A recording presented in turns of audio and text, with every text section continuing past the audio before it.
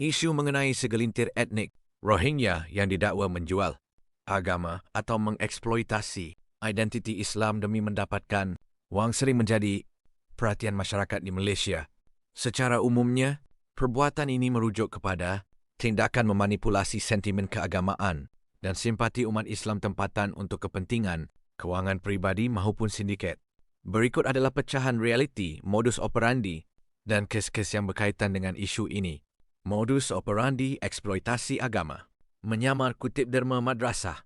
Pihak berkuasa sering menahan individu warga asing, termasuk etnik Rohingya, yang dikesan mengutip derma secara haram.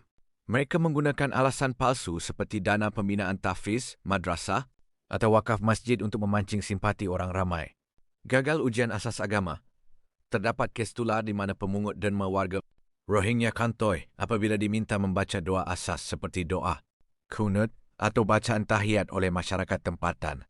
Ini mendedahkan bahawa agama hanya digunakan sebagai topeng untuk menagih duit. Sikap mengemis yang agresif. Segelintir pelarian dikesan menggunakan taktik menagih simpati di kawasan tumpuan awam. Malah ada laporan media menunjukkan pengemis bertindak agresif seperti menarik baik tangan mangsa apabila tidak diberikan wang. Isu menggunakan nama pertubuhan Islam, pertubuhan haram.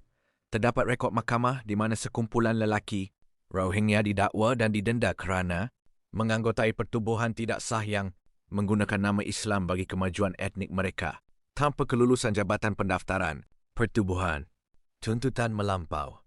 Komuniti tempatan juga mula resah apabila ada kelompok pelarian yang mula menuntut hak keagamaan melampaui status mereka, seperti meminta tauliah mengajar agama sendiri dan mendirikan solat Jumaat secara berasingan.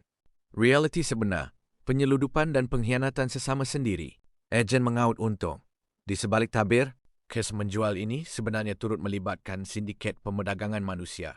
Lebih ironik, ejen daripada etnik Rohingya sendiri dikesan tergamak mengurung, menyeksa dan menjual saudara seetnik mereka kepada sindiket demi mengaut keuntungan berpuluh ribu ringgit bagi setiap kepala yang diseludup masuk.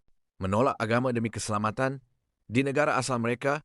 Dilaporkan ada juga situasi sebaliknya, di mana etnik Rohingya menerima tekanan hebat dan terpaksa menukar agama atau keluar daripada Islam akibat ancaman nyawa dan kezaliman.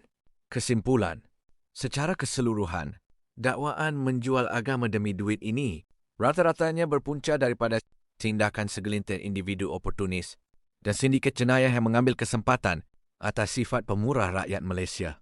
Walaupun isu ini mencetuskan kemarahan awam, pihak berkuasa tempatan sentiasa mengambil tindakan tegas mengikut undang-undang, imigresen dan jenayah bagi membendung aktiviti salah guna, permit serta penipuan kutipan derma ini.